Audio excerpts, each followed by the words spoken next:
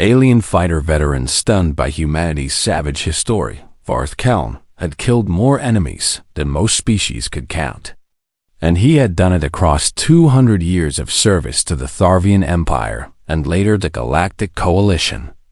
He walked through the corridors of Station Harmony with the confidence of a warrior who had seen everything the galaxy could throw at him.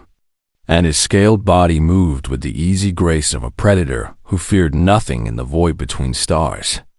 The station hummed with the quiet energy of 1,000 different species living and working together. But Varth paid little attention to the colorful displays of unity and cooperation that decorated the walls around him. For he had come here under orders he did not want, and for a purpose he found beneath his dignity. Cultural exchange training, they called it. The Coalition had decided that senior military officers needed to understand their newest member species better, and so Varth had been pulled from his command and sent to learn about the humans who had joined the galactic community only 40 years ago. He snorted as he walked, the sound echoing off the metal walls like a small thunderclap, because the very idea seemed ridiculous to him. What could these soft creatures possibly teach a veteran of the Nexa Wars, a warrior who had stood on the burning fields of Kethros Prime and watched his brothers die by the thousands? Humans were small and fragile, with their thin skin and their weak bones and their laughably short lives. And Varth could not imagine what wisdom they might offer to someone who had been fighting before their great-grandparents were born. He found the assigned meeting room and stepped inside, his yellow eyes scanning the space with automatic precision before settling on the single occupant who waited for him there. She was human, of course, a female of average height with black hair pulled back from her face and dark eyes that watched him enter with an expression he could not quite read. And she wore the uniform of a Coalition liaison officer with a simple name tag that identified her as Captain Park Jisoo. "Commander Varth Keln," she said, and her voice was calm and steady as she rose from her seat to greet him. "Welcome to the Human Cultural Exchange Program, and thank you for making the journey to Station Harmony." Varth grunted in response, not bothering with the formal pleasantries that other species seemed to value so highly, and he dropped his heavy frame into a chair that creaked under his weight. "Let us be honest with each other, Captain," he said, his translator rendering his growling speech into smooth Coalition standard. "I am here because my superiors ordered me to be here, and I expect this will be a waste of both our time. So perhaps we can finish quickly and return to our actual duties." Captain Park did not react to his rudeness the way he expected, for there was no flash of anger in her eyes and no tension in her shoulders. And she simply smiled in that strange way humans did and sat back down across from him. "I appreciate your honesty, Commander, and I will try not to waste your time," she said, folding her hands on the table in front of her. "But I think you might find our sessions more interesting than you expect, because I have been assigned to teach you about human military history." Varth laughed, and it was not a kind sound. "Military history," he repeated, shaking his massive head in amusement. "Captain, I have fought in wars that lasted longer than your species has been aware of the stars above your world, and I have seen horrors that would break the minds of lesser creatures. So what could your brief and limited history possibly show me?"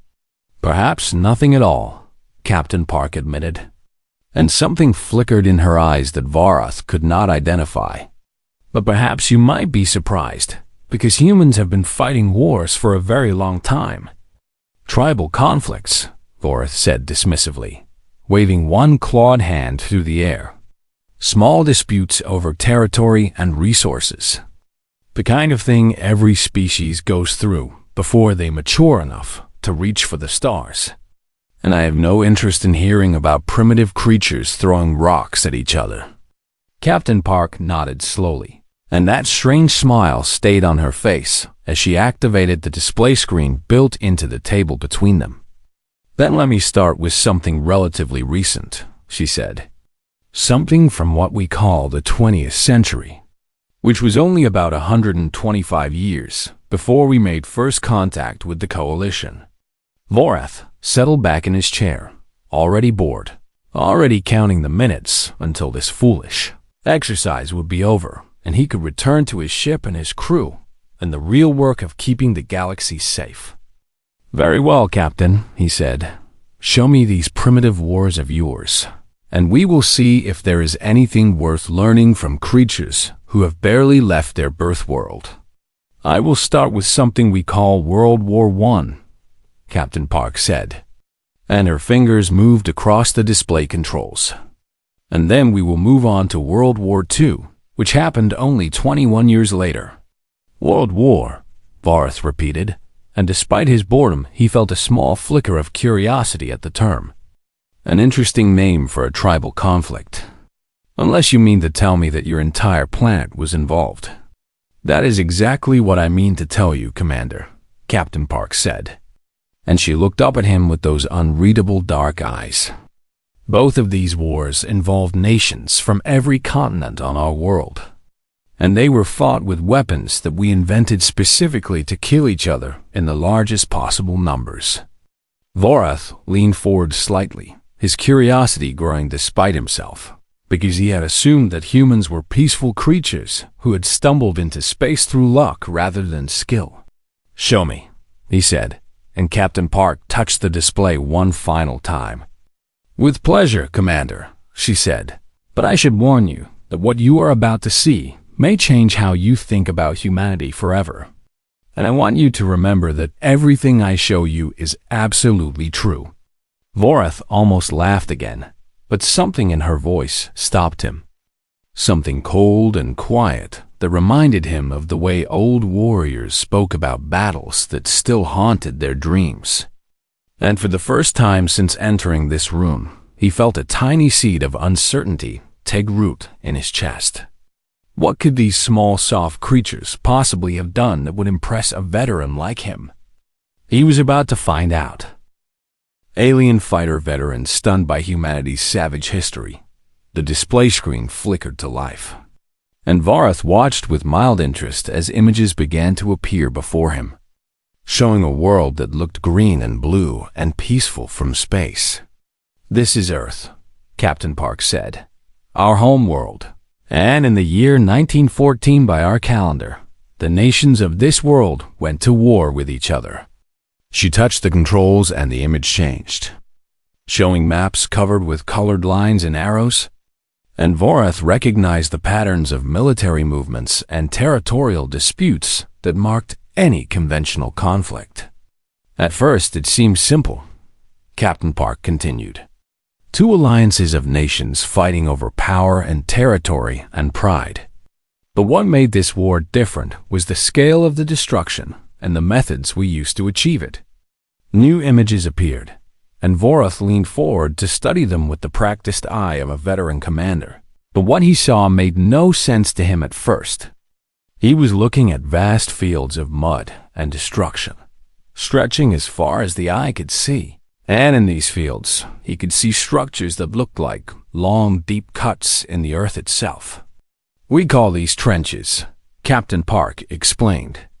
"And millions of soldiers lived and fought and died in them for 4 long years, because neither side could advance more than a few measures without being cut down by the weapons on the other side." What weapons could do such a thing? Vorath asked. And despite himself, he felt genuine curiosity about these primitive tools of war. "The guns that fired hundreds of projectiles per minute," Captain Park said. "And explosive shells that fell from the sky like rain. And poison gas that burned the lungs of anyone who breathed it. And we invented all of these things to use against each other." The images changed again, and now Vorath was looking at footage that must have been recorded during the war itself. Grainy and unclear, but still recognizable. And he watched as human soldiers charged across open ground into walls of fire and smoke. They fell by the dozens, by the hundreds, their bodies torn apart by invisible death that came from everywhere at once. And yet more soldiers kept coming, climbing over the bodies of their fallen comrades to die in the same mud. The Battle of the Somme, Captain Park said quietly, in which more than 1 million soldiers were killed or wounded in less than 5 months, and the front lines moved less than 10 measures in any direction. Vorath felt something cold settle in his stomach, because the numbers she was giving him made no sense, and surely her translator was malfunctioning. 1 million, he repeated slowly, in a single battle, with primitive projectile weapons? That is correct, Commander. And how many died in this entire war? Approximately 17 million, Captain Park said, and her voice remained calm and steady as she spoke. And another 23 million were wounded. And this was considered such a horror that we called it the war to end all wars. Vorath sat in silence for a long moment, trying to process what he was hearing, because the Nexar Wars that had shaped his entire career had killed perhaps 2 million soldiers across 60 years of fighting, and the galaxy had considered that conflict one of the bloodiest in recorded history. But you said there was a second war, he said finally, only 21 years after this one ended. Yes, Captain Park said, and something dark passed behind her eyes.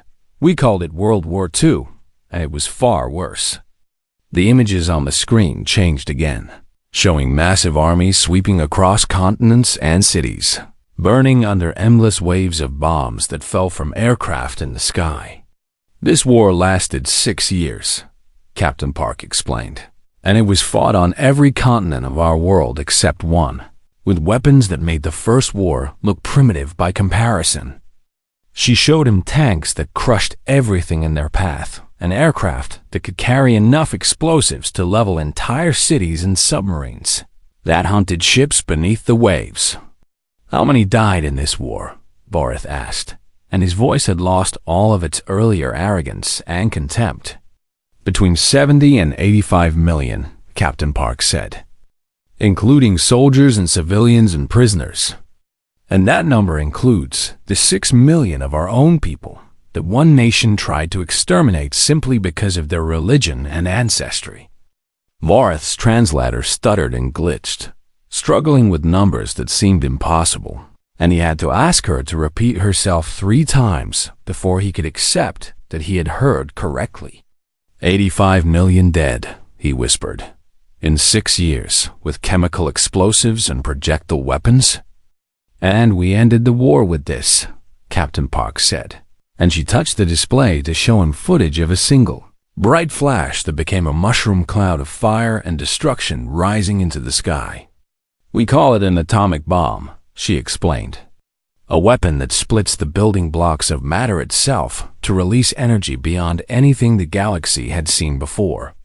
And we dropped 2 of them on cities full of civilians to force our enemies to surrender. The images showed the aftermath, the flattened ruins and the shadows burned into stone and the survivors with their skin hanging from their bodies. And Vorath felt his stomach turn in a way it had not done since his very first battle 2 centuries ago. This was before you reached space, he said, and it was not a question but a statement of horrified realization. This was 80 years before we reached space, Captain Park confirmed, and we developed these weapons specifically to use against our own species, against our own brothers and sisters and children.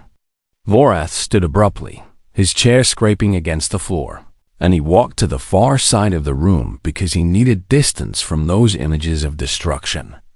He had thought humans were soft and weak and harmless, but now he understood that he had been wrong in ways that frightened him to his core. These creatures had done all of this to themselves, with primitive technology, before they had even left their world, and they had done it not once but twice within a single generation. What would they be capable of now that they had access to the weapons of the stars? Vorath was not certain he wanted to know the answer. Alien fighter veteran stunned by humanity's savage history, Vorath did not sleep well that night, and his dreams were filled with mushroom clouds and trenches full of mud and blood.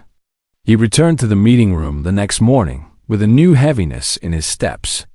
And Captain Park was already waiting for him with that same calm expression that he was beginning to understand his depths. He could not imagine. "I was not certain you would return, Commander," she said as he took his seat.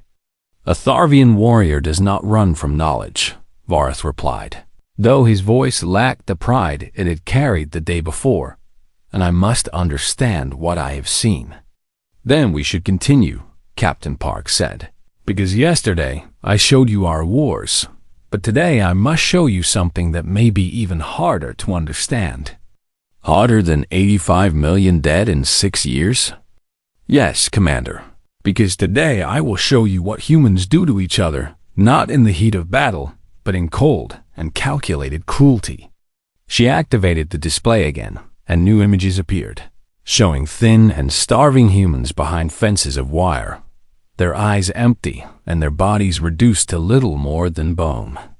"During the second war I told you about," Captain Park began, "one nation decided that certain groups of humans were not truly human at all, and they built facilities specifically designed to kill these people as efficiently as possible." Vorath studied the images with growing horror as Captain Park explained how humans had been loaded onto trains and transported to camps, where they were worked to death or killed immediately. "They used gas chambers," she said, "rooms designed to look like showers where hundreds of victims could be poisoned at once, and then they burned the bodies in ovens that ran day and night." "How many?" Vorath asked, and his voice came out as barely a whisper. 6 million in this one event alone," Captain Park replied. "Men and women and children and elderly, killed not because of anything they had done, but simply because of who they were." Vorath felt his claws digging into the arms of his chair, leaving deep scratches in the metal, because this was beyond anything he had ever encountered in all his centuries of war. "But surely this was unique," he said, grasping for some way to make sense of what he was hearing. "Surely this was a single moment of madness in your history." Captain Park shook her head slowly, and her eyes held a sadness that seemed ancient beyond her short human years. "I wish I could tell you that, Commander, but the truth is that we have done this to each other many times throughout our history." She showed him more images and more numbers that made his translator struggle, telling him about a place called Rwanda, where 800,000 people were killed in just 100 days, mostly with simple bladed weapons. "Neighbors killed neighbors," she explained, "and teachers killed students, and friends killed friends, all because of tribal divisions that had been inflamed by those in power."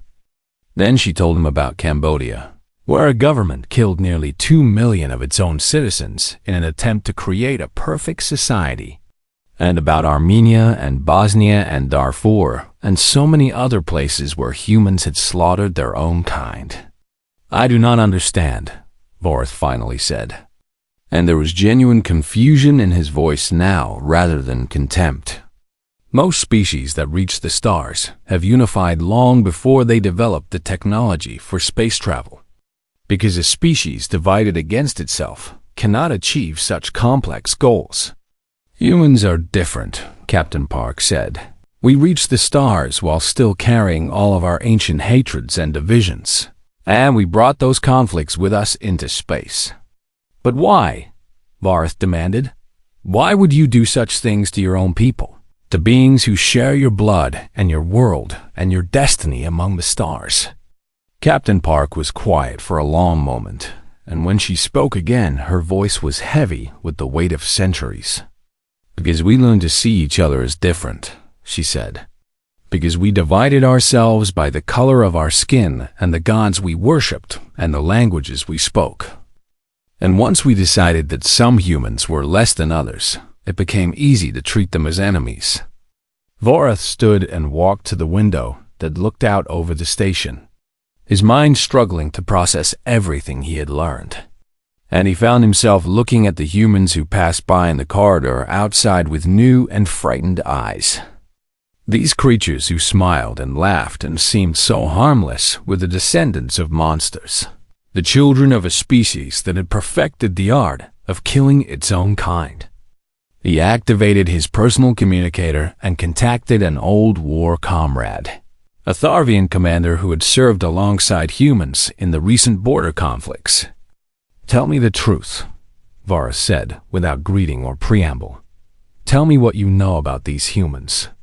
His comrade was silent for a moment, and when he spoke again, his voice was deadly serious. "They are the most dangerous species in the coalition, Varus, not because of their strength or their technology, but because of what they are capable of when pushed." "And you still fight alongside them?" "I would rather have them beside me than against me," his comrade replied. "Because the humans do not fight wars the way we do, and they do not know when to stop. And the things they practice on each other, they will not hesitate to use on anyone who threatens them." Vorath ended the communication and turned back to Captain Park, who had been waiting patiently throughout his conversation. "How do you live with this history?" he asked her. "How do you carry the weight of what your species has done?" Captain Park met his eyes steadily, and her voice was quiet but firm when she answered. "By remembering it, Commander, and by choosing every single day to be better than we were, because the moment we forget what we are capable of is the moment we become those monsters again."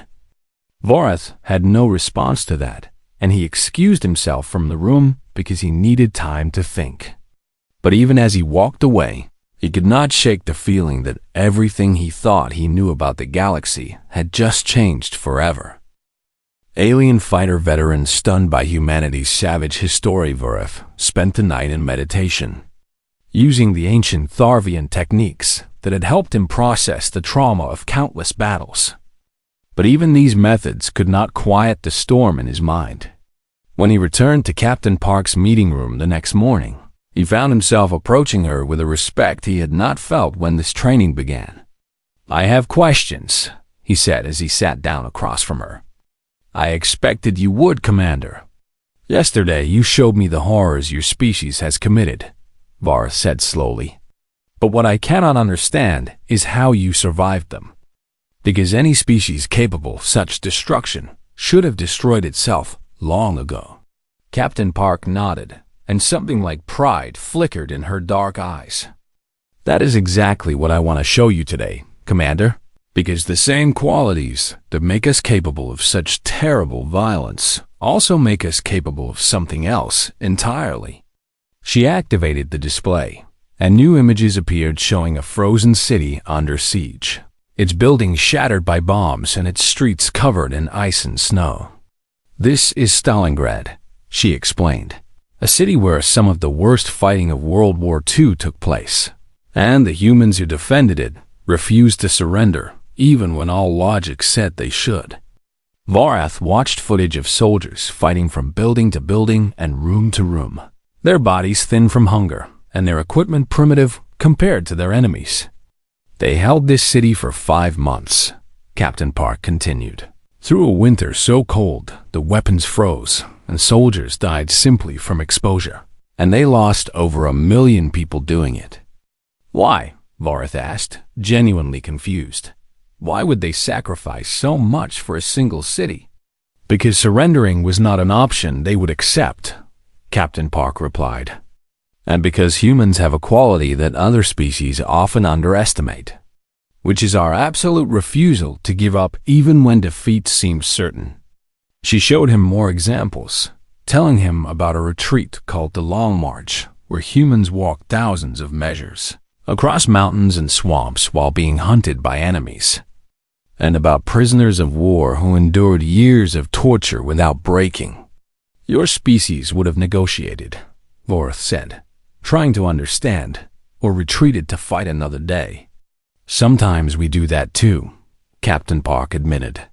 "But when we decide that something matters enough to die for, we become impossible to stop. And we will keep fighting long after any reasonable species would have accepted defeat." She showed him footage of guerrilla fighters in jungles and mountains and deserts, small groups of humans who had lost every conventional battle but refused to stop resisting. "This is something we call asymmetric warfare," she explained. "And it means that even when we cannot win through strength, we find other ways to fight. And we keep finding ways until our enemies grow tired or make mistakes. Vorath recognized what she was describing, because he had fought against species that used similar tactics, but he had never seen it practiced with such determination and creativity. "You are saying that humans never truly lose a war," he said slowly, "because even when you are defeated, you simply change your methods and continue fighting." "That is exactly what I am saying, Commander." Captain Park then did something unexpected, and she pulled up her own military service record on the display. "I served in a conflict on a colony world called Vega 7, she said, and her voice grew quiet with memory. "And my unit was ambushed and destroyed in the first week of fighting." Vorath studied the records as she spoke, seeing the details of a mission that had gone catastrophically wrong. "I was the only survivor," Captain Park continued, "and I was stranded behind enemy lines with no supplies and no way to call for rescue. And by every logical measure, I should have died." "But you did not." "No, Commander. I survived for 14 months in hostile territory, moving from hiding place to hiding place and doing whatever was necessary to stay alive, until our forces finally pushed through and I was rescued." Vorath looked at the small human woman across from him with new eyes, seeing not the soft and fragile creature he had dismissed on the first day, but something far more dangerous. "You asked me yesterday how we live with what we are," Captain Park said. "And the answer is that we fight ourselves every single day. Because the violence that makes us monsters is the same thing that makes us survivors." "And what happens when you stop fighting yourselves?" Vorath asked, because this was the question that had been haunting him since the beginning. Captain Park met his gaze steadily, and her eyes held something ancient and terrible that made his warrior instinct scream in warning. "Then we become what we used to be," she said simply. "And the galaxy has never seen anything more dangerous than a human who has stopped holding back." Vorath sat in silence for a long moment, processing everything he had learned over these past days. He had come here thinking humans were soft and weak, newcomers who had stumbled into a galaxy of warriors they could never hope to match. But now he understood how wrong he had been. Humans were not weak, despite their fragile bodies and short lives. They were strong in ways that made physical power meaningless. They had survived their own violence and channeled it into something that could be controlled. And they carried within them the potential for destruction that would make the worst wars in galactic history look like minor disputes. "You are terrifying," Vorath said finally, and it was not an insult but a statement of simple truth. Captain Park smiled that small, calm smile he had come to know. "Only when we need to be, Commander," she replied. "Only when we need to be." And somehow that made it even more frightening. Alien fighter veterans stunned by humanity's savage history, the final day of cultural exchange arrived. And Vorath walked the meeting room with steps that carried none of the arrogant confidence he had shown when this training began. Captain Park stood waiting by the window that looked out over Station Harmony, her human silhouette small against the vast starfield beyond, and she turned to greet him with that calm smile he had come to respect. "Commander Vorath," she said, "our time together has reached its end, and I hope you have found some value in what I have shared with you." Vorath crossed the room and stood before her, and then he did something that surprised even himself. He placed his clawed hand over his chest in the Tharvian gesture of deep respect, a salute reserved for warriors who had proven themselves worthy of honor. "Captain Park Jisoo," he said formally, "I owe you an apology for the way I behaved when we first met, because I dismissed your species as soft and weak and unworthy of my attention. Many species make that mistake, Commander. But now I understand why that mistake is so dangerous," Vorath continued. "Because I was looking at your smiles and your handshakes and your small bodies, and I thought these things meant you were harmless." He shook his great scaled head slowly, his yellow eyes holding a weight of understanding they had not carried before. "Now I know that every smile is a choice," he said. and every handshake is a decision to offer peace instead of violence. And the very fact that you must constantly choose these things means you are fighting a battle I cannot see." Captain Park's expression softened, and for the first time since they had met, she looked genuinely moved. "You understand more than most ever do, Commander." "I understand enough to be afraid," Vorth admitted, "and I have not been afraid of anything in a very long time." He walked to the display table and looked down at the dark screen that had shown him so many horrors over the past days.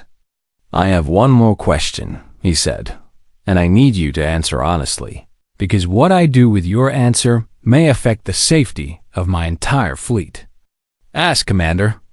"What happens if someone truly threatens humanity?" Vorth asked, turning to face her. "Not a small conflict or a border dispute, but a real existential threat to your species and your world." Captain Park was quiet for a long moment, and when she spoke her voice carried no emotion at all. "Then we stop choosing." Vorth felt a chill run down his spine, despite the warmth of the room. "You stop choosing to be peaceful?" "We stop choosing to hold back," Captain Park clarified. "We stop fighting the battle against ourselves, and we let loose everything we have spent centuries learning to control." She stepped closer to him, and despite being half his size, she seemed to fill the room with her presence.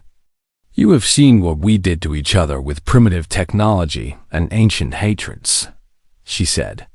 "And now we have the weapons of the stars and the knowledge of 100 different species. And if someone threatens our existence, we will use all of it without hesitation or mercy." Vorth nodded slowly, because this was exactly what he had feared she would say. "I will be returning to my fleet today," he said, "and I intend to file a personal recommendation based on what I have learned here." "What will you recommend, Commander?" "That no Tharvian commander should ever engage humans in a prolonged ground war," Vorth replied. "That any conflict with humanity should be resolved through diplomacy whenever possible. And that if war becomes unavoidable, we should strike quickly and then retreat before your species has time to become truly angry." Captain Park smiled, and this time there was genuine warmth in her expression. "That seems wise, Commander." Vorth extended his hand in the human gesture he had learned, and Captain Park took it without hesitation. "I came here thinking I would teach you about war," he said, "but instead you have taught me that my people have never truly understood what war can be." "We are not proud of what we are," Captain Park replied, "but we have learned to use it in service of something better, and that is all any species can do with the darkness inside them." Vorth released her hand and turned to leave, but he stopped at the doorway and looked back one final time. "Will humanity ever truly find peace, Captain?" "Perhaps someday," she answered. "But until then, we will keep choosing, every day and every moment, because that is the only way we know to be better than we were." Vorth returned to his ship that afternoon, and his crew noticed immediately that something had changed in their commander. The arrogance and dismissiveness he had shown toward humans was gone, replaced by a quiet thoughtfulness that made them wonder what he had learned. When he reached the bridge of his vessel, his second-in-command informed him that Fleet Admiral Tharn wished to speak with him about his training. Vorth activated the communication channel and saw the Admiral's familiar face appear on the screen. "Commander Vorth," the Admiral said, "I trust your cultural exchange was educational, so tell me what you learned about our human allies." Vorth considered his response carefully, thinking about everything Captain Park had shown him over the past days. "They are not new to war, Admiral," he finally said. "They were born in it, and they have practiced it on each other for longer than we have been a spacefaring species. And yet they seem so peaceful now," the Admiral observed. "Yes, Admiral, they do," Vorth agreed. "But that peace is a choice they make every single day, and they can stop making it whenever they decide the cost is too high." The Admiral was silent for a moment, processing this information. "Then we should be grateful they are our allies," he said finally. "We should be more than grateful, Admiral," Farth replied, looking out at the stars beyond his ship. We should be very, very careful to ensure they remain our allies. And somewhere in the distance, Station Harmony continued to spin slowly in the void, carrying humans who smiled and worked and made the choice to be peaceful for one more day.